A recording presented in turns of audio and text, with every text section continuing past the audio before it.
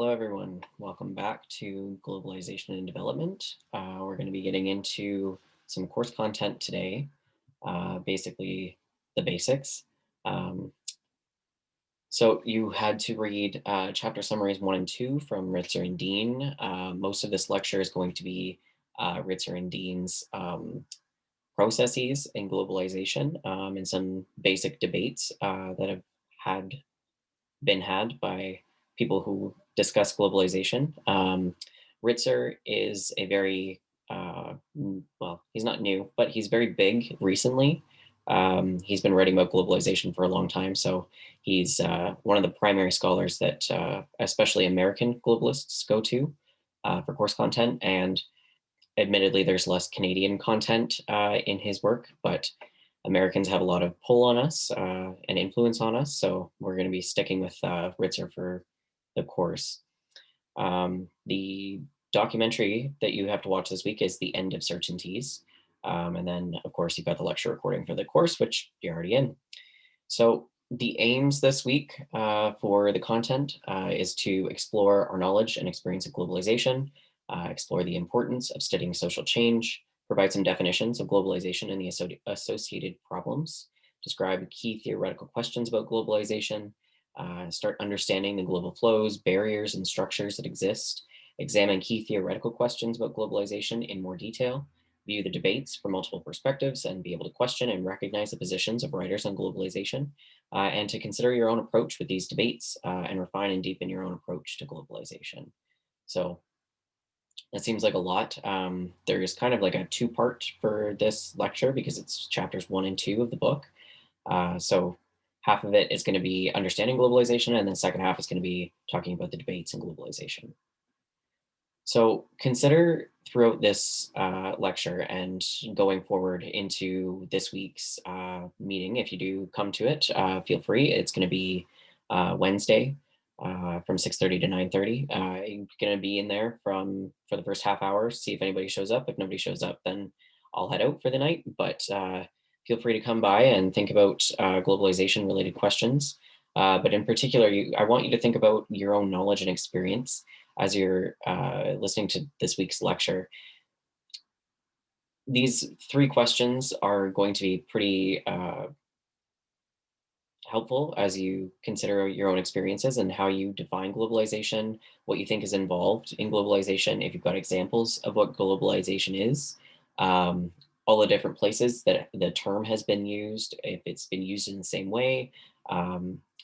These questions are going to be helpful for considering what you already know about globalization and what you might get out of this course this semester, specifically from Ritzer and Dean's perspective on globalization.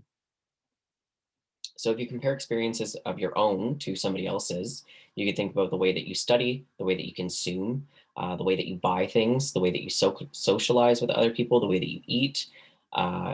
Pretty much anything that you're doing in general is going to have an impact on or be impacted by globalization. So, for example, I have my phone sitting in front of me. I have an iPhone. So many people touched this phone in a different way before I actually received it. We had Apple creators who created the phone. So Steve Jobs had to do stuff way back in the 80s for me to be able to have this phone sitting in front of me right now. People would have assembled it from parts from all over the world. It was then shipped to where did I buy it from? I don't know, Best Buy or something like that. It was shipped to Best Buy. People from Best Buy sold it to me. I got to take it home, and now it connects me to pretty much everyone in the world. If I'm not on my laptop, I'm probably on my phone doing whatever I need to do, including work, entertainment, uh, communicating with other people, all of these things. So that's one example of just a single object that's in my life that is so connected to globalization that you could probably include 17 other examples in that alone. And then you also have to think about how other people experience globalization as well. So it's not the same everywhere. My experience in North Bay is going to be very different from somebody else's experience in Oklahoma. It's going to be very different from an investment banker in Tokyo. It's going to be different than somebody who goes to school in Brazil. It's going to be different from a retired nurse in Florida. Everybody's got a different experience of globalization, and these experiences shape who we are as people. So as it's a sociology course, we're studying social changes, social interactions, and how we live is constantly changing. So, in studying this, we also have to see the historical side and the global context of it. So, a lot of social theories and disciplines like sociology developed at times where there was a lot of social change, like the Industrial Revolution, the Enlightenment period. For those of you that took sociological theory courses in the past, like these are primary theories that help us build up to the point of where we're at today. Like we didn't just get here in an instant. There's been a lot of change over time. And early pioneers of social theory wanted evidence-based explanations for the dramatic changes that people's lives they had observed. So it's pretty interesting overall. And in globalization, there's a lot of different theories, and we'll get into some of those later in the semester. So it's also a very exciting time to study globalization. And why is that? Well, the world has changed so much since even the last 10 years, the last 50 years. If we think about the internet, that wasn't around in the same capacity that it was a long time ago, but it doesn't really seem like it's that long ago. It's further out from our lifetimes, assuming that everybody in this course is in their third, fourth year. I'm going to guess that you're in your early 20s. So before you were born, the internet wasn't a thing that you could access in the same way that it is now. You couldn't Google something and expect it to show up, I believe. I think Google was in 98. So if you were born in the 2000s, it wasn't like, I guess it was a thing. So, all right, fine. 5 other years before you were born, it wasn't a thing. So you have to think about the way that globalization has changed so rapidly in such an exponential growth period, and that's only taking into consideration the internet. There's so many other inventions that have been brought in since 100 years ago. Like technology has gotten such an exponential growth, and that's not the only thing that's been growing. And so we'll talk about a lot of that throughout the course, but globalization is a way of kind of conceptualizing the type of social change that has dramatically affected the way that we live. And of course, this is going to be from the Canadian American standpoint. So you also have to think about the ways that other people's lives have changed. So when you're doing the readings, when you're seeking out your own articles and whatnot for your course content, your essay content, consider looking outside of our small bubble of Canada and America because we have so much American influence on us that we don't really get to see much outside of it unless you seek it out yourself. The mainstream content that we see is going to be, for the most part, American. So think about expanding your horizons out there a little bit more. But globalization is also a concept that presents us with a lot of challenges as well. So some of the challenges include defining globalization. It's somewhat of a relatively new term. I believe that Ritzer and Dean said it was about 20 years old or so. It's theoretically contested. A lot of people have different ideas on it. There's a lot of different sources in different ways, and you've got popular media, academic disciplines, theorists. There's there's so much content out there related to globalization, and you could pretty much relate everything to globalization based on the fact that we're also heavily connected within globalization. So, and there's also different types and there's different forms. So, when we're using the term globalization, we want to think about the way that these challenges occur, but we also don't have to think that these challenges uh, completely leave no meaning to or no value to the term. Like globalization is obviously real because we're sitting in this course, but it's a contested topic. So if there's something out there that you find is going against globalization, feel free to pull that in as well. Like you don't have to have stuff that's agreeing with your viewpoint. But when you are using globalization in the course, make sure that you are questioning how globalization is being used every time that you're coming across it. And it's going to be different every single time for, testing purposes, like hint, hint, defining globalization is going to be based on Ritzer and Dean's point of view, obviously, because this is a course. You can define it however you want to define it in your final essay in relation to Ritzer and Dean and in relation to other things, but test topic, hint, hint again. We're going to be going by Ritzer and Dean's globalization definition. So when you're talking about globalization, make sure you're defining it very clearly when you're using it in your writing, in your discussion questions, in your essay, in your midterm. give the definition because it makes a difference on what you're actually talking about. And you should also consider that definition when you're thinking about the theoretical questions that we're looking at. So in this one, theoretical questions for the lecture. Is globalization new? How has it happened? And is it inevitable? So keep those in the back of your mind, write them down. These are questions that you can have your own answers for. You don't have to have answers for. Obviously, there's differences in everything, but we'll get into some of these theoretical questions later in the lecture as well. So let's start off by defining globalization first. So this is the definition based on Ritzer and Dean. So the planetary process or set of processes involving increased liquidity and growing multi-directional flows of people, objects, places, and information, as well as the structures they encounter and create that they encounter and create barriers to. Sorry, that should be edited as a little differently, and to expedite those flows. So that's a lot of things in one. So let's start breaking down the definition of globalization there. So we've got the process. So a process as an action or series of actions leading to a result. Liquidity is the increasing ease of movement of people, objects, knowledge, information. The level of liquidity of something is determined by whether it could be considered a solid, liquid, or a gas, which is metaphorical, of course, and whether it could be considered heavy, light, weightless. So when we're thinking about it metaphorically as the solid, liquid, and gas, you've got things that are solids, which are hardened, they can't be moved easily, or they have limited mobility. Liquids are easily moved, they rarely hold their shape, and they can be changed quickly. And then gases are hypermobile, so they move instantly, so easily that you could say that they move on their own. So if we think about this, if solids are hardened in previous eras, people usually stayed close to home. Their relationships were maybe with the people that they were physically surrounding, or the people that were in relatively close distances, like traveling by foot, by horse, by car, or whatever. You're relatively close to people, and you're also restricted to the goods and services that are offered close to them. Solid barriers might have been in place as well, like the Great Wall of China, the Berlin Wall. These are restricting movement across sections of China or Germany, and you're not going to be able to get through them. They're hardened. You're not going to move them easily unless you're blowing up a wall. You're not going to get through it. So think about the different things that could be considered solids. And then on liquids, these are easily moved. They rarely hold their shape, and they can change quite quickly. So liquids have that level of liquidity that can be modified, which we've seen through the last several decades.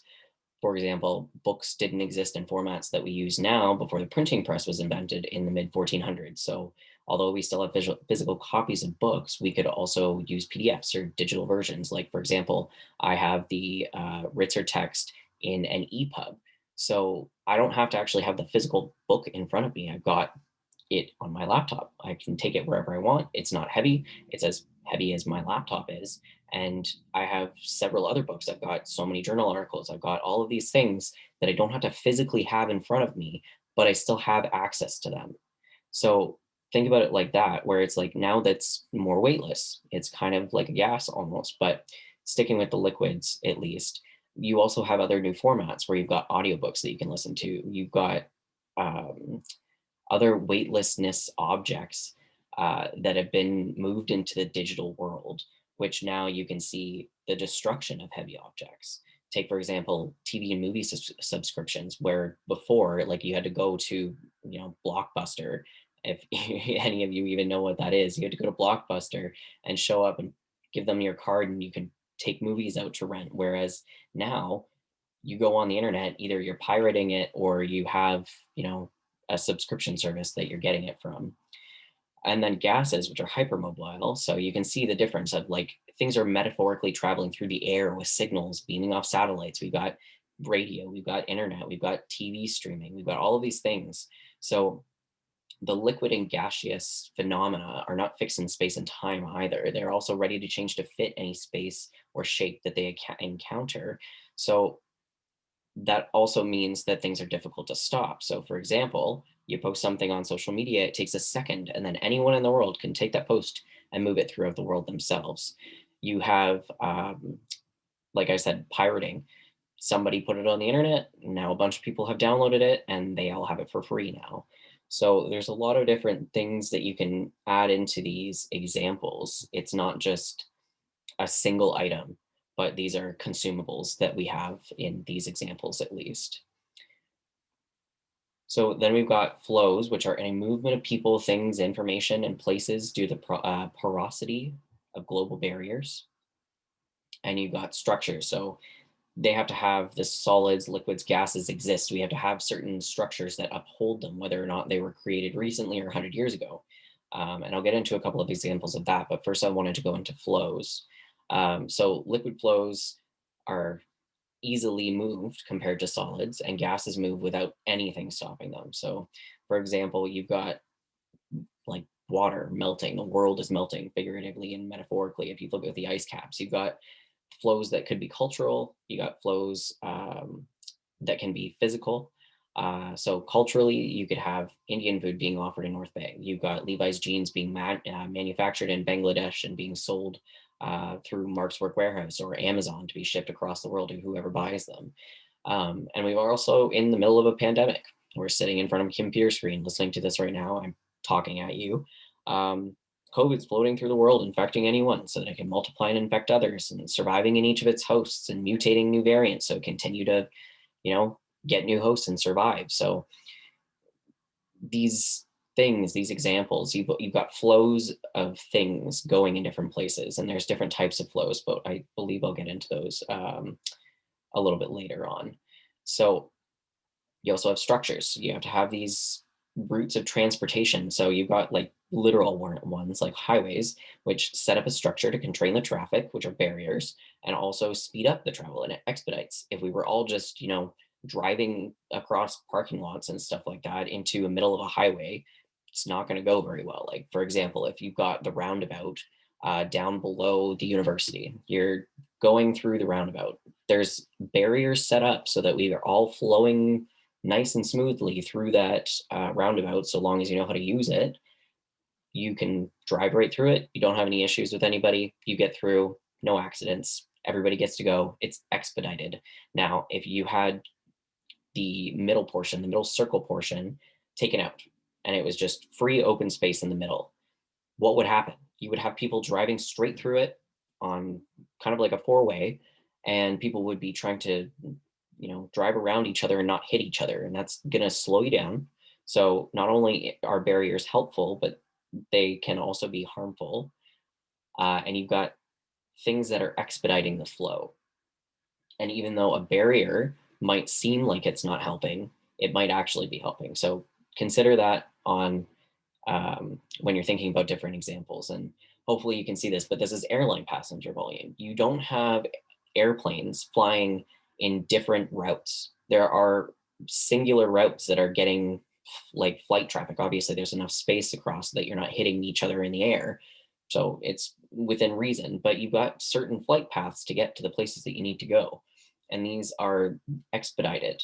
And you don't have to have physical barriers up because somebody else is determining what the flight traffic looks like. So these are just some physical examples, but we can get into other types of flows in a minute.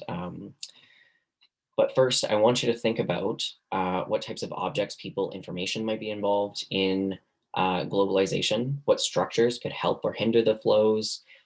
Think about the theoretical questions from earlier. What answers does this definition suggest? Is it new? Has it happened? Is it inevitable? Consider those as you continue as well. And feel free to pause and write down ideas and whatnot to bring to the weekly meetings as you're listening to the lecture. This is going to be a lot of content, so hopefully you're all feeling okay so far.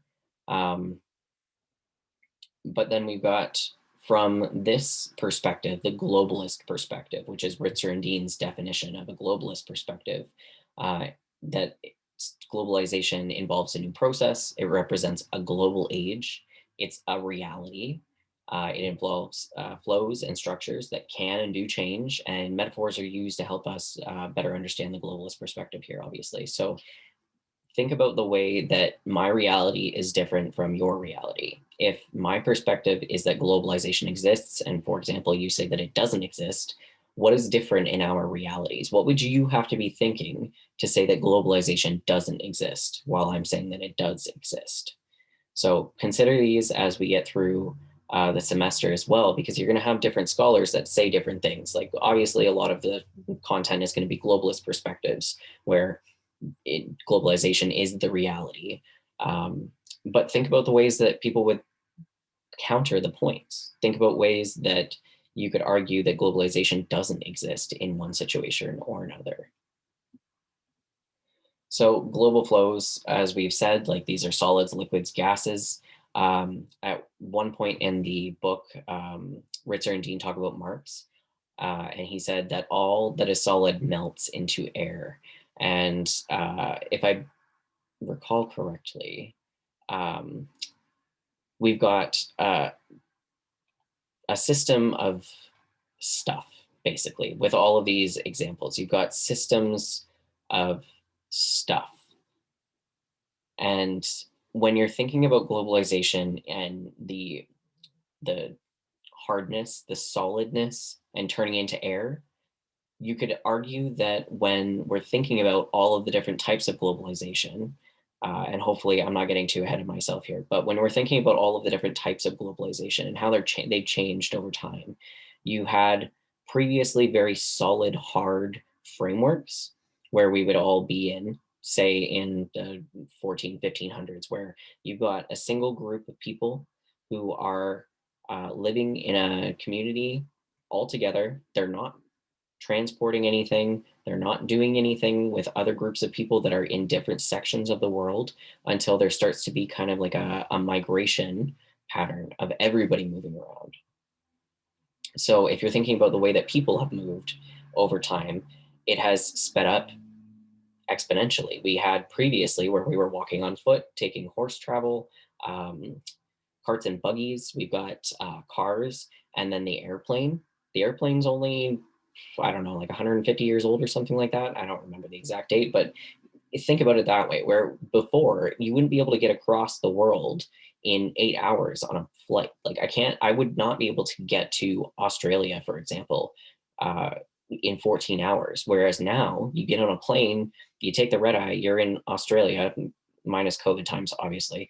But you move so much faster than you did before. What would you have done if you didn't have a boat, if you didn't have a car, if you didn't have a train, if you didn't have a horse? Like all of these things are speeding everything up to getting to the point where it's so easy to move. The next step would have to be, I don't know, transferred or teleportation. Like that would get to the essence of the air. So if you think about, sci-fi, I don't know if it's going to be possible within our lifetimes, but if somebody does make it possible, then you could have instantaneous physical movement to another section of the world. So that also goes for things where we've got the same kind of thing where you got food moving very much, very fast. We wouldn't have bananas in Canada. We wouldn't be able to grow them without all of the shipments, or without having greenhouses and whatnot. But like, think about that way. You're not growing citrus fruit. You're not growing tropical fruit. You're not growing all that kind of stuff in your garden in the summer when you've got space to grow regular stuff. Like you're going to grow berries, you're going to grow lettuce, you're going to grow tomatoes, cucumbers, whatever else. But you're not going to get that kind of tropical side because we're just not hot enough in the climate. So those things also wouldn't exist without globalization.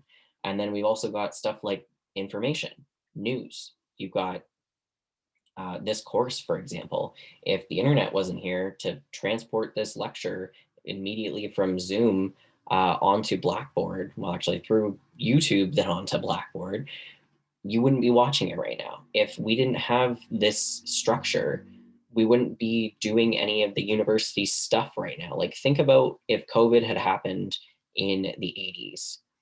What would we have done for all of this stuff? Like, everybody's been working from home, taking school from home, and that's primary, secondary, and post-secondary education. So if we had to all be at home, what would we have done? How would we have done this? Would we be sending physical booklets of paper for the whole semester where you've got just lecture information to read, and then we have some type of communal call, like phone call, that we can all sit on and talk about everything. Like, is that how we would have done it, or would we have just figured out different ways to make it possible to do it in person because there would be no other way to do it? Um, and you have to think about the scale of that as well. Like, this is one class. I think there's 20 or so of you in here, if that's correct on from WebAdvisor. When I last looked at it, like, this is a very small class, but then there's also the whole university. That's like 5,000-ish people. If you consider Canada are in it as well, then you've got probably close to 10,000 students that are going to be trying to access classwork. And then think about the scale of that if you go to the whole province of Ontario. Like, how many universities and colleges are doing this right now? How many elementary schools are doing this right now? How many high schools are doing this right now? The impossibility of it is just so vast that we're incredibly lucky to be able to have the internet connection so that we can do all these things, um, and be able to disseminate this information in different ways. So, and then we've also got places. So you've got marbles in the British Museum. I don't remember what the example of that was for Ritzer, to be honest. I'm going to guess that it was movement of things. And if we think about other museum examples, let's say, believe there was a group of Nipissing First Nation individuals with Doki First Nation who were seeking out different artifacts that were in a Chicago museum. I don't know if any of you saw that. It was, I believe it was in the summer that it came up. So if you weren't on your email in the summer, you probably missed it. But the movement of artifacts into different museums. You have stuff that was once here, now is somewhere else being shown off about a culture. So you've got the dissemination of the culture, you've got the dissemination of the object within reason. Um, so you have to think about the different ways that these flows uh, are happening and the different examples that can come out of it. So on top of it, we've also got different types of global flows. So we've got the interconnected, multi-directional, conflicting flows, and reverse flows. So these are the four primary flows. So if we go through them, the interconnected flows are global flows that are interconnected at various locations and times. They're not isolated from each other, but they're interwoven in a way. So, for example, the sex industry, we're going to talk about human trafficking. And if you have money, drugs, sexually transmitted diseases or infections, human trafficking, they're all connected in some way to the sex industry. If you are a sex worker, then you might be trying to sell yourself for drugs. If you are being sold for drugs, then human trafficking is in play. You might need to buy drugs or be given drugs to be able to withstand some of the more difficult parts of doing sex work. And then there's the potential of contracting a sexually transmitted disease or infection. So these are all things that are interwoven with the sex industry that would be happening in the background. Doesn't necessarily mean that they're all connected all of the time, but each has an element in it. Um, in the multi-directional flows, you've got things that are flowing in every conceivable direction for like infinite directions to points across the world. So obviously you could think about the internet, but you could also think about Amazon. Amazon has listings of millions of products on their websites that are manufactured by companies all over the world, distributed to people in countries everywhere. I don't know if there's a country that's completely untouched from Amazon if you go down into the manufacturing side. If you think about who is selling what and where it's going, you've got Amazon in so many different capacities in different countries. And it's the easiest way for people to get stuff in most cases. So, for example, a little bit later in the semester, we're going to be talking about food scarcity and food insecurity. And in northern Canada, in like say the Yukon, Northwest Territories, and Nunavut, you've got people buying food from Amazon to ship to their door if they have that capacity to accept that, because the food prices are so high in the grocery stores, despite the government's attempts to kind of mitigate that. I have a friend that lives in Northwest Territories right now in Norman Wells, and he talks about how he spends $20 on a bottle of like a 2 liter bottle of pop. Like these things that we buy for a single dollar here are 20 times the price. And there are subsidies on some items, but not on others. And it's these basic, but also not necessities, quote unquote, that are marked up insanely high, where people end up taking full flight trips to other cities, more southern. Think about like the borderline. So, like if we're thinking about Ottawa or Sault Ste. Marie, Winnipeg, depending on where they are in the world, or even if you're in the Yukon, you're going to BC, Vancouver, whatever, to take massive trips and bring stuff back with them so they don't have to pay for it in the same way. But that's not an option for everybody. Not everybody has that time, that money to be able to do those things. So these multi-directional flows with things like Amazon, where you can just buy anything that's on the website, are infinitely helpful for people to have it like to be able to live their lives in the same way that we do. And then, for example, like stuff for us, like when the mall was closed, everybody was buying online. I had to buy an HDMI adapter so that I could hook up my second monitor to my laptop so I could do my work. And I could not, for the life of me, get into a store where I could buy anything. And Staples was out of the HDMI adapter that I needed. Walmart was out of it. They just weren't stocking it. So now I have an Amazon Basics adapter. It came in 3 or 4 days, and I was able to actually get back to work with a second screen so I could be more efficient with it. But all of these things are going to be uh, connected in ways that we wouldn't think about it. I don't know who produced the HDMI adapter, but I'm assuming that because it's an Amazon Basics, that they probably outsourced that labor elsewhere so they could get it as cheap as possible, so they can make as much money on it as possible. So these multi-directional flows are things, especially with global exports and imports, that you have to think about. Where do they go? Where did they come from? What parts of them came from different locations, if they did come from different locations? Um, so yeah, there's so many different things connected to each item that we buy, and Amazon is just an easy example on that. And then there's also conflicting flows. So the war is an obvious example. We're going to go into a little bit of American history with 9/11 and Afghanistan later in the semester. So you've got the war on terror, globalist terrorist networks like Al Qaeda, ISIS, these flows that are not complementing each other, but they're conflicting each other. And the US just pulled their troops out of Afghanistan, where previously there was the conflict of the war on terror. Um, I don't want to spoil anything, so I'm sure that you've all read it on the news, but there's a couple of different documentaries later on in the semester that we'll get into with that. But these conflicting flows are all over the place, and you could think about the nuclear war. You could think about the Cold War. You could think about like previous world wars.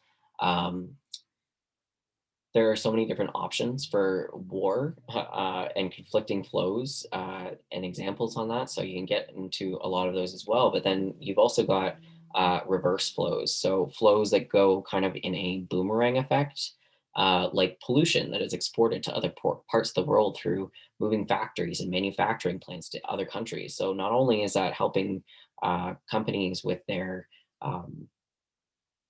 profit margins and being able to profit off of cheaper labor. But you've also got pollution that's now moved from the United States, where 10 factories used to be, to now Bangladesh, where 10 factories are there instead. So you're moving that air pollution from one country to another.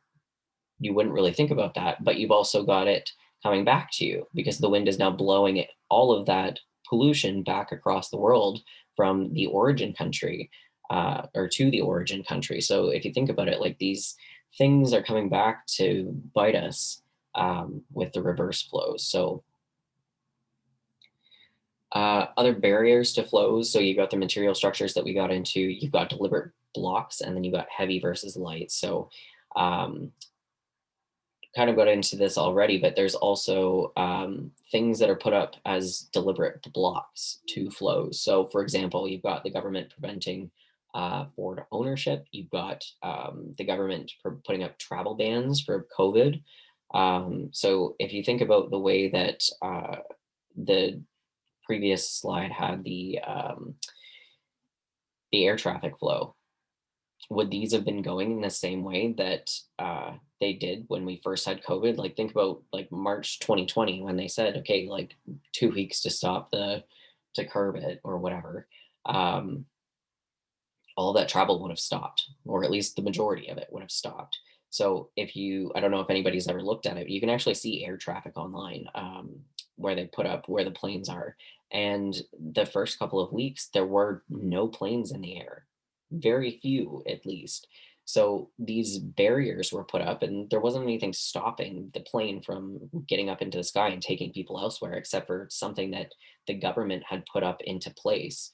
So if you think about it that way as well, like you don't have just physical things that are going on. Like we have social control as well that are deliberate blocks and barriers to the flows as well. Globalization also creates winners and losers. Barriers are created and can change, and they don't impact people equally. You've got dominant groups that have developed barriers to maintain their advantages, and you've got disadvantaged groups like people who are poor, racial minorities, women, queer people, trans people. All of these people have disadvantages that barriers have been put up to keep them in place. And you have to think about this not only as singular items, you also have to think about the intersectionality about it. So, intersectionality, for anybody that doesn't know, is the analysis of multiple systems of oppression to understand how members of any group are affected by their simultaneous positions in dominant and oppressed positions. So, for example, a white cisgender heterosexual man is going to have a very different experience compared to a black trans woman.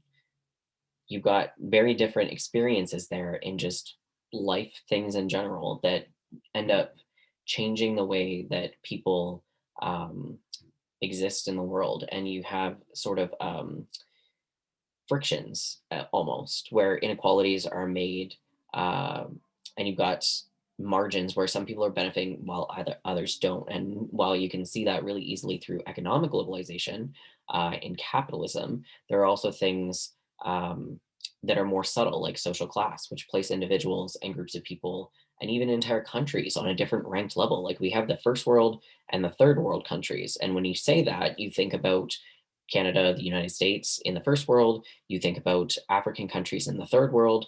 And why is that? We've ranked ourselves higher compared to somebody else because they don't have as much money as we do. Is that the only way to describe them though? Do they not have cultures and people that have value? Why are we putting them in a separate category? What things do we think about when we put them in a separate category? Do we intrinsically believe that we are more valued than African students in um, Nigeria, in Egypt? These things that you might not think about. Um, while you're just going about your day in the world. These macro level systems that are structures pretty much hurting anybody that they can, any of the marginalized people, so that other people can be on top. And we also do that in Canada. So, for example, Trudeau was trying to get the boil water advisories for all of the Indigenous people in Canada. I don't believe that that's been actually accomplished. Um, and these communities are to the point of being uh, so in so much poverty that they're considered third world in our first world country, and that's just based on that they're living in a geographical location where colonizers have pushed them into the reserves, and they are just being neglected for a lack of a better word. If we had boil water advisories in North Bay, those would be gone within a couple of weeks, no more than a couple of weeks, because people who have money would say, hey, what the hell? Why don't I have clean water? I'm paying for this. I should have clean water. My taxes pay for all of the water treatment plants. I should have clean water. The systems are just not in place in the same way, and we're neglecting in ways that pretty much wherever you can, um, so that somebody else can benefit. And if you're thinking about if you think about the other ways that oppressed groups and intersectionality impact other people, you can get into situations where you've got hierarchies in individual, like so the micro system, the meso system, and the macro system. So think about other things that are also pulling other people out of certain areas and putting them into different areas. So you've got something like brain drain, where the most highly skilled people are leaving the global south and moving to the global north. You've got the same thing happening in Canada, where in Northern Ontario, we have a lot of people that get a higher education. They move to Toronto, they move to Ottawa, they move to the bigger cities down south because there's more opportunities for them there. And then we get to the point where, for example, we have no doctors. All of the doctors move to the bigger cities where they can make more money, where people are living more affluent lives compared to the north, where we need so many doctors in so many different areas. There was um, an article that came out recently about the Northern Ontario School of Medicine and the attempts to get doctors into the north. And the NOSM said that they needed something like at least 10 times the amount of doctors and 10 times or 5 times the amount of graduating classes in the next couple of years to be able to fill all the positions that they were lacking. But unfortunately, there's not enough people that are actually, um, coming into NOSM and actually doing all of that work to go through and get their doctorate or the medical doctorate, um, and that want to stay in Northern Ontario. People just don't want to be here because it's just not a desirable place to live for a lot of people, which coming from Northern Ontario, I don't see that. I would love to stay up here. I think that living down south would be too stressful for me. Um, but I also grew up in the Sioux. So there's a lot of different reasons why people move. There's a lot of different reasons why people want to stay places. And we've also got opportunities now for skilled people um, in knowledge labor at least, um, where you're doing information and whatnot, where you've got opportunities to do stuff online. So, for example, I work for Statistics Canada and I am an analyst there, and I'm doing work on the gender results framework for them.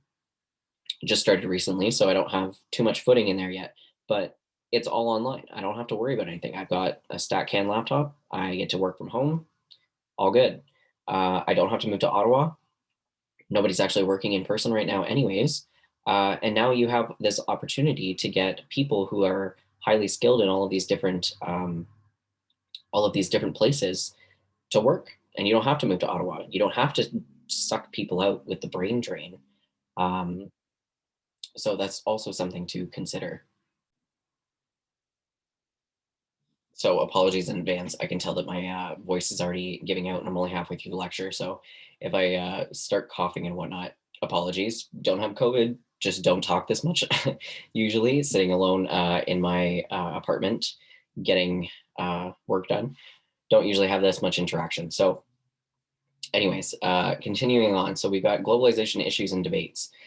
So if we return to the globalist and skeptics perspectives, which I guess I should probably define those. So you've got the globalist perspective, which I'm going to let you read that while I drink some water.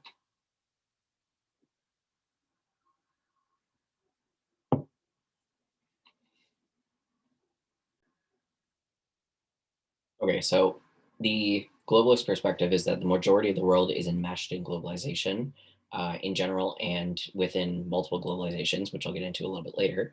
The nation state being supplanted as a main actor with multilateralism emphasized, multi-layered global governance, transnational economy of multinational corporations, and a global division of labor, and also global popular culture and a decline of, fixed political identities. And then on the skeptic side,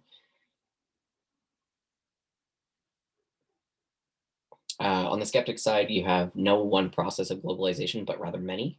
The nation state being vital and reasserting itself, with intergovernmentalism emphasized, a global order that is still through international order of national states, national economies with still central in few true multinational corporations. What is believed to be global may actually be more regional or transnational, and global culture thesis is exaggerated and declined. So national and region cultures are being reasserted. So think nationalism on that one. So these are the key issues and debates now. So if we have the globalist and skeptics perspectives, we can ask ourselves the key theoretical question prompting the great globalization debate based on the two broad perspectives, where globalists believe that there is such a thing as globalization that encompasses pretty much every section of the world. And skeptics, on the other hand, believe that there's no such thing as globalization or it's limited, and that it's an oversimplification of a complex process. So let's get back into whether or not there's a thing such as globalization. Um, so, if you think about the definition of globalization, then yes, it does exist. And for the course, we're going to say that it does. Feel free to argue against that.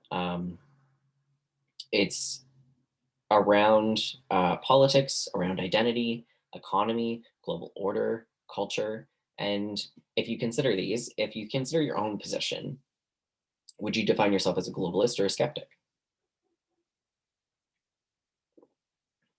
So globalists would view globalization as existing today and growing to be more powerful, more pervasive than ever.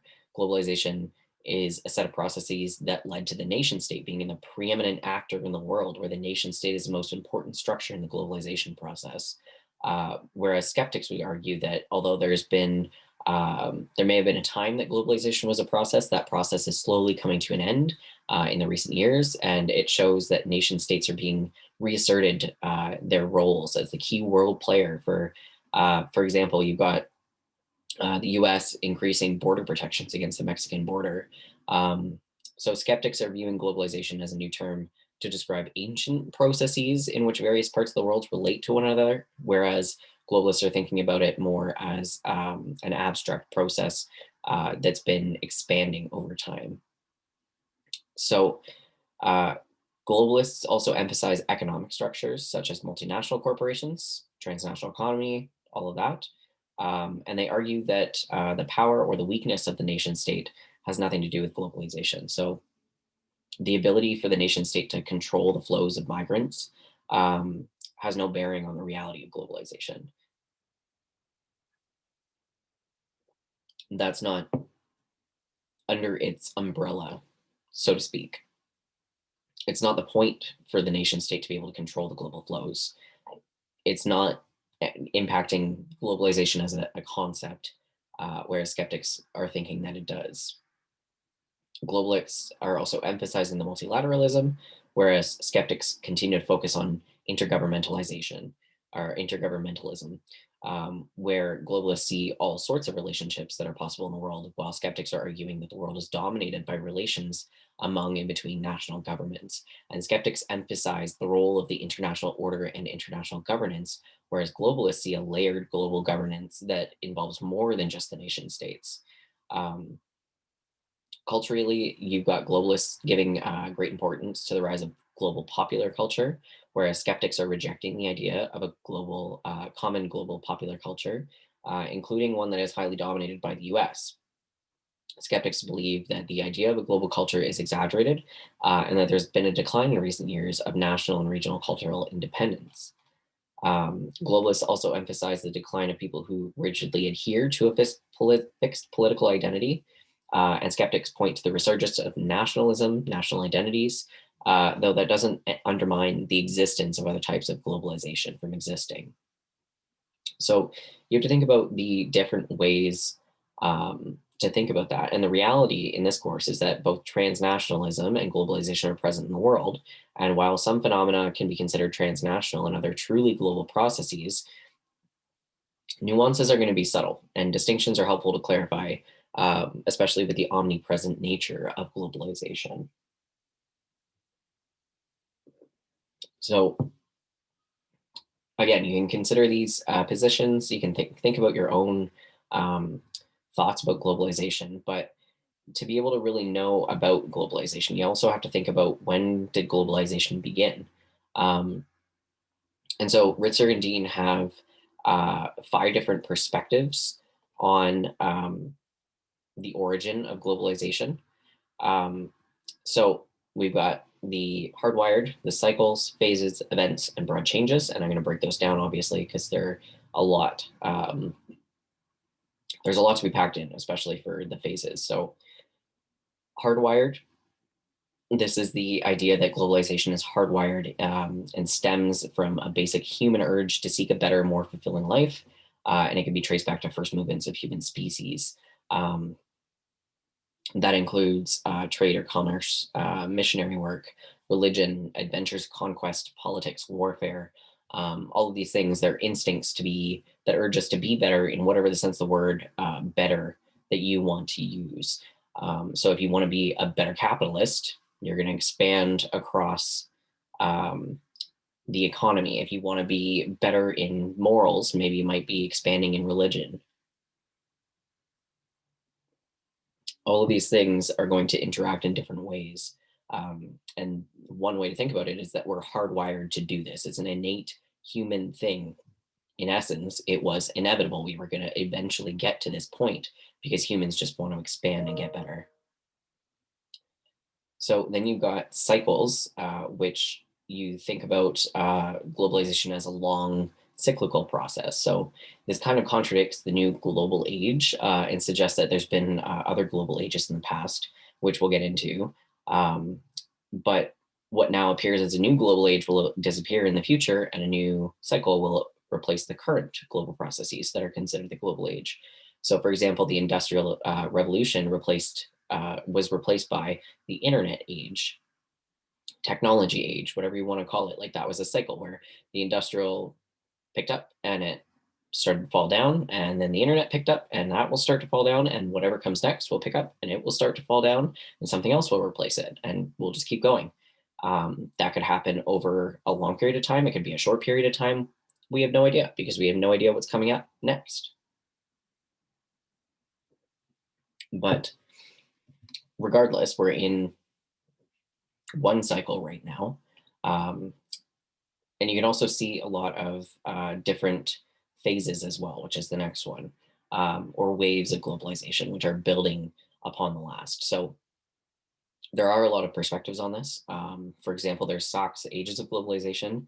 I'm going to mispronounce this. Pites, Apox, and Robertson's phases. So these are 3 perspectives that I'm going to give. These are very dense. I'm not going to read every single thing on the slide. But against these 3 people, they have different phases that they think are the most important out of all of them. So with SOCs, this isn't in Ritzer. This was actually a different book that I read while I was getting some course content together. But this is a very simplified chart of the phases that he had put together. And these are slightly different than the ones that we'll get into. But they go back so far as 70,000 BCE. So CE is current era, BCE before the current era. So that was also it's a replacement of before Christ, after Christ, for anybody that's not familiar with that. But you got the Paleolithic era, Neolithic era, the Equestrian era, Classical era, Ocean era, Industrial era, and Digital era. So these phases that we went through over the course of our entire human existence are detailed here, where you've got different things that are happening in all of these different sections, where you've got an increase of military. We didn't get to cyber warfare from going from bronze weapons. There was a buildup. You have several thousand or tens of thousands of years between those things. You've got a lot of buildup to get to the point that we're at now. It didn't happen overnight. And all of the people that came before us helped get us to this point. So you have to think of the phases in a way of being able to get to building blocks, I guess. You didn't have the steam engine before you had the wheel. You didn't have large scale grain trade before you had crops being planted and um, tended to in the first place. So on the next phase, again, butchering the name, my apologies, but if you notice here, you've got a very different timeline. So you have 3000 BCE compared to 70 to 10,000 BCE. So starting off way further ahead in the phases. So you've got the agricultural and urban revolutions here and migration. So obviously this is a lot of movement and new things that are happening, but you've got several phases that are skimming past what was previously being done. Um, and then you've got the 20th century and the 21st century phases, where that's 40 years and then 20 years compared to previously 150 years. So these timelines and these phases are going to be very different from each other because you've got different things that are piquing the interest of the scholars, so to speak. So when we're thinking about these phases, at least, think about the fact that we're not returning to these at any point in the future. We've already done industrial revolution, unless we all get bombed back with nuclear warfare and we all have to, restart. We've all, like, the whole population has died and you have to restart from a handful of people. We're not going to just not have the things that we have right now. We're not going to have to go back to times before the internet unless something collapses, which is unlikely. Um, so you have to think about these things where it's these epochs, these phases, these events that have occurred. We're already past those points and they've done something to change how we're going to be later on. And we could think about it in the fact that of the wheel invention. So if we consider the internet, what is it going to look like in 150 years after the internet's been existing for 150 years? What is our lives, what our ancestor, our children's lives going to be like compared to what our ancestors' lives were? So again, you got Robertson's phases where you're starting off in the 1400s instead of, uh, you know, being somewhere in here, whereas SOCs didn't even get to that point until halfway through. So Robertson focuses a little bit more on more modern globalization. So you got the germinal phase in Europe, where it was a sun-centered view of the universe. We've got the Gregorian calendar, which we still use. Um, and then we've got stuff like the takeoff phase, where you've got a sharp increase in communication and things are happening in global aspects rather than just national, like the Olympics, Nobel Prizes, world time, uh, time zones weren't a thing before we created them. Um, our calendar system, we didn't have that until we created it. Somebody else created that for us. And now it's Monday, January 10th, while I'm recording this at 5:30 p.m. Like, before any of these time periods where we had these things that I've now said, I would just be existing floating through space and time. It's dark out. I'm not working anymore. That's what it would have been before. It's cold outside. I wouldn't be doing anything other than trying to keep myself warm, fed, and alive in previous times. Like, my workday would be done when the sun was down because in older times, we didn't work without light. There was no electricity keeping us warm. Nothing to keep us, other than, lamps and candles and whatnot, nothing to keep us from continuing work, which has really changed how we live our lives as well. And again, now I've got work from home So that means that I can work at any time of the day. So if I was up at 2 a.m. because I felt like it, I could work. Nobody's going to say no to me. I could be recording this at 2 a.m. You could be listening to it at 2 a.m. Nobody's stopping you from doing anything anymore. Anyway, so Robertson's as well, you've got uncertainty with third world and the global system. You've got changes in wars. And then you got the technology phase. And Ritzer and Dean said that you'd likely have an extra phase on top of that. But because he developed this in the 90s, it's stopped after the 90s. He didn't know what else was coming. So technology phase has a question mark because he didn't know what was really going on when he was developing that. So again, you've got another type of view, which is instead of cycles, you've got events. So these are some of the more prominent events that happened in the past times. So especially at the end here, you got colonialism, the Spanish flu, the world wars. Those are the more recent that we're familiar with, at least. But there's obviously other events previous to that. They got to the point that we were at. If Christopher Columbus didn't quote unquote discover the Americas, colonialism might not look the same way. We don't know.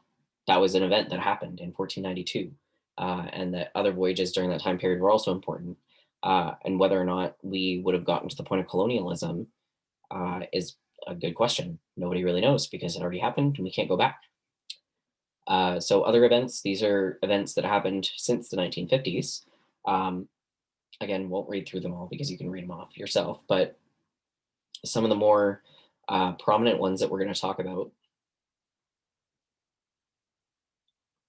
you've got the terrorist attacks on the Twin Towers in New York. So you'll have a 9/11 documentary to view.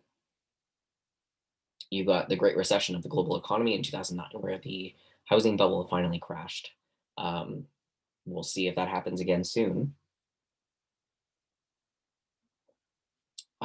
Cell phones being prominent in 2014, subscriptions for cellular phones reaching 7 billion, which was almost the entire human population at that point.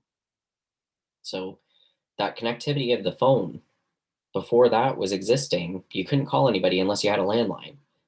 That meant that you weren't able to contact anybody unless you found a landline. If you were in uh, a mall, you were using a payphone, you couldn't just reach out and talk to anybody like we can now. And that was just phone calls. Now we've got texting. How many instant messengers do you have on your phone? How many different apps do you have that you can contact people with? So these are all things that are very important to uh, how we live our lives now. Um, and then obviously there's COVID that impacts supply chains, border closures, migration, and travel. I'm sure that you're all sick of hearing it, but we're living in a time of such history that people are going to look back and be like, we now do that one thing because of COVID. If everybody stays working at home because of COVID, even 5, 10 years after it's gone, that's something that changed the workforce physically and probably psychologically, because that's a lot of our socializing as well. Um, and we don't know how else it's gonna change what we're doing. Like this is year 2, 3, going on year 3. Um, what is that going to do for global connections, for interpersonal connections? How is it going to change the macro, the meso, the micro scales? Those are all things that one event is triggering in ways that the first passenger jet did in 1958, in ways that the first satellite did in the 60s. Like all of these things, we just take it for granted now. But being able to use a debit card, that's a thing that we wouldn't be able to do. Sending an e-transfer to somebody is something that you can only do in Canada through Interact e-transfers, because that is just not a thing in the States. You have to use PayPal or Venmo or whatever it is they use. Um, so you have to think about like all these little events, like seem small because you can describe it in a single sentence, but it fundamentally changed the world in some way or another. And then you've got broad changes as well. So the sea of changes in the last 21st century, which is obviously a lot of these. Um, but you've also got the emergence of the US as a global power after the world wars. And that's not only like military power, but also US media, Hollywood, the diplomatic clout of the US government. And you've also got multinational corporations, which are tracing back to the late 18th, early 19th century in Germany, Britain, the US, all associated with nations that did a lot of their business within the larger countries. And that soon moved internationally, which if you think about Marx again, according to Marx, that was due to stagnant and declining profits and capitalism's constant need to expand into international markets or die locally.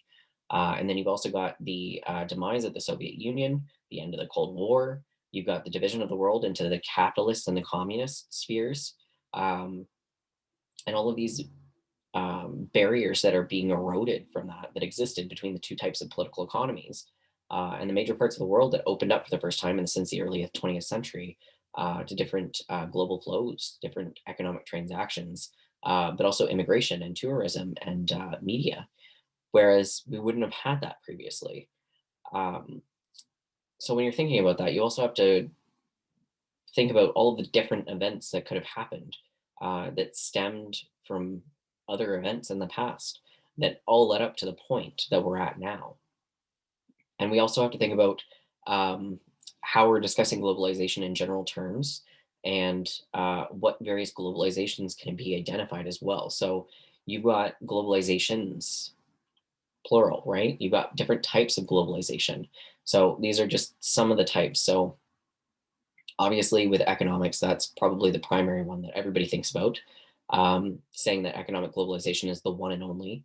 But there are other factors of globalization that are important, like political, where we've got political relations that exist at a global level instead of just a local level. You've got municipal, provincial, federal government, and then you've also got international relations, but you've also got international and global organizations such as the United Nations. And these relations are bypassing the nation states and more specific phenomena such as terrorist organizations such as Al Qaeda or ISIS that are considered to be stateless, where they don't exist to any nation state.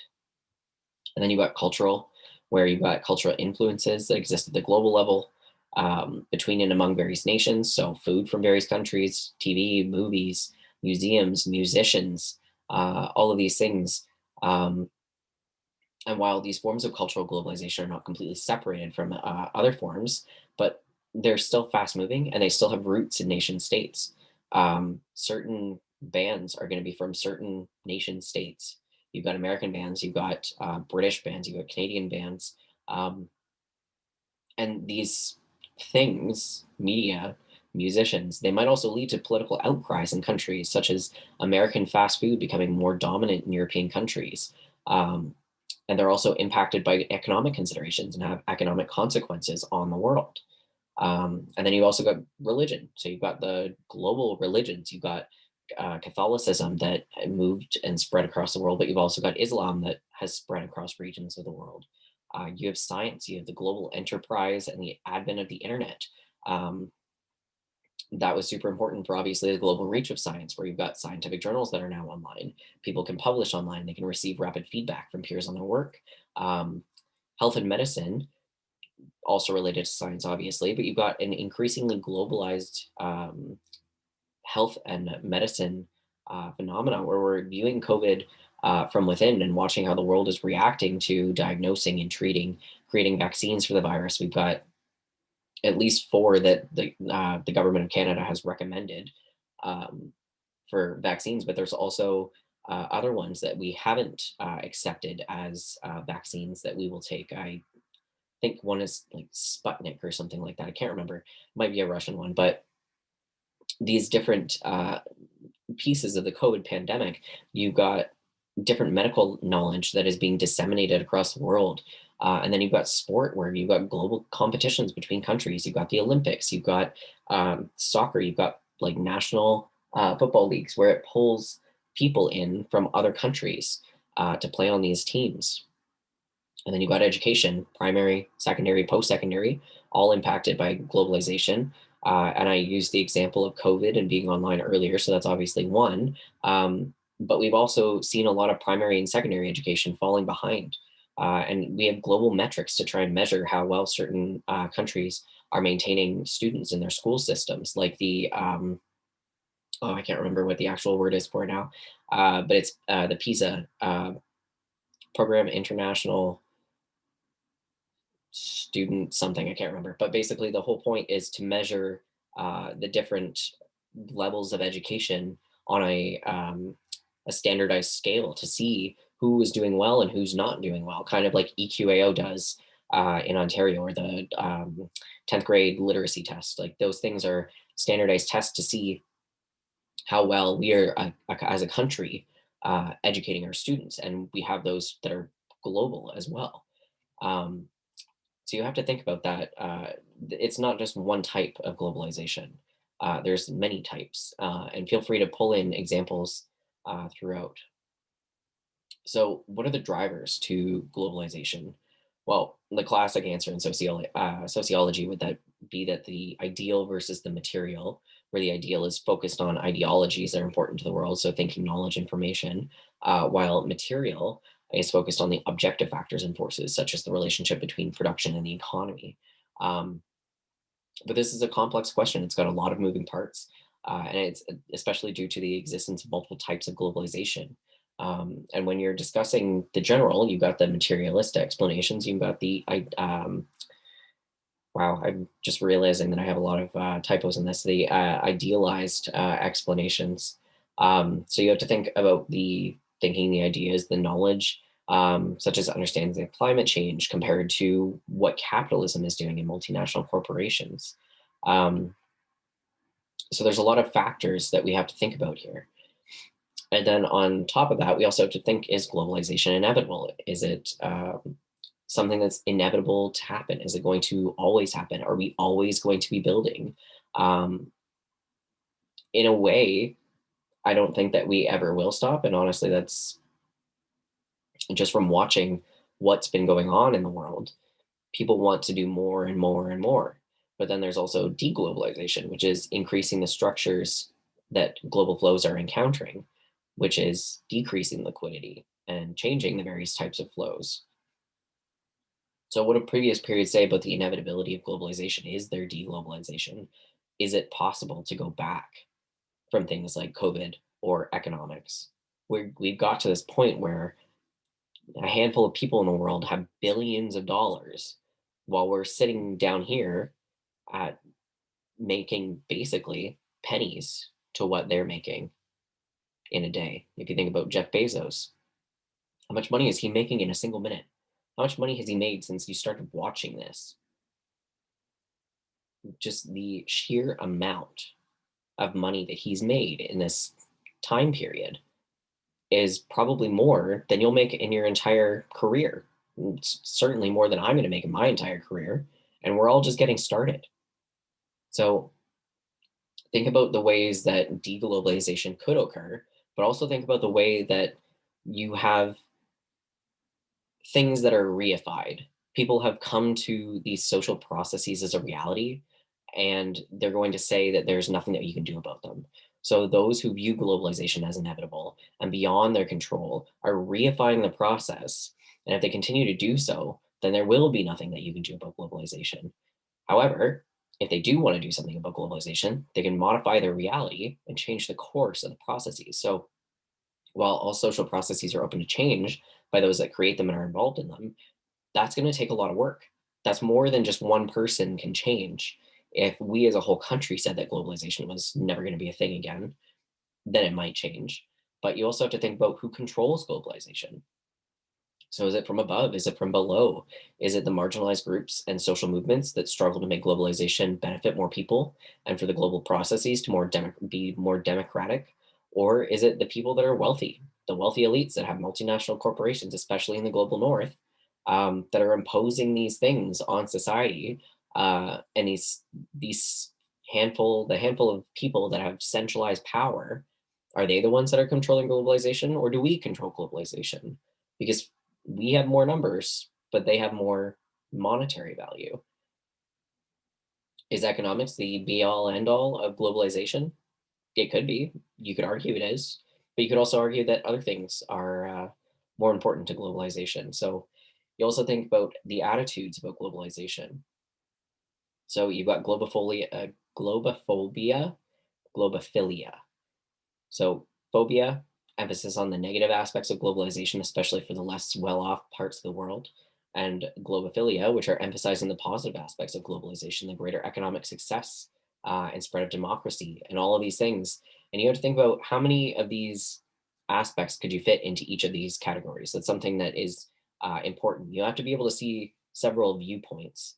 Um, and while you have your own constructed reality, try to challenge yourself and think about other people's constructed realities.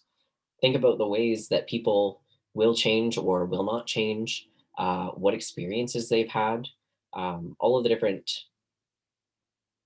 all the different people in the world have had okay, a singular experience that is unique to them. My experience is different from your experience, which is different from your classmates' experience. All of these people have had something else happen to them in their lives that have gotten to them to that point. But there's also other factors, kind of going back to the intersectionality. You have to think about the different ways that your identity has impacted your life in different ways. How is your life different from other people's lives? How did you get to the point that you're at? And how much work did you have to put into it compared to somebody else? Did you have to put in a lot of work? Did you have to put in very little work? Do you have to go to work after you listen to this lecture and work 8 hours? Do you have to go to work for 12 hours? Do you work 12 hours for the whole week?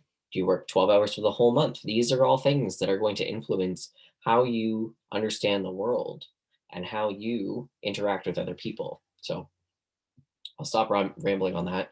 Here's a summary slide for the class, I guess. Hopefully, you all stayed with me for the most part, and you didn't fall asleep listening to the lecture. Um, but think about the ways that you have your own experiences about globalization, how they can be very polar positions, how there could be middle ground. Also, think about how globalization is a contested concept. You've got skeptics and globalists, globophiliacs, globophobes, social changes that involve globalization, and global flows and barriers, creating winners and losers, advantages, disadvantages. Think about all these things as you also watch the End of Certainties, the documentary for this week. And then also a reminder, you've got the Introduce Yourself post that is due January 22nd at midnight, worth 5% of your grade, and you can see the requirements on the syllabus. But for now, I will stop here and I'll see you for the next one.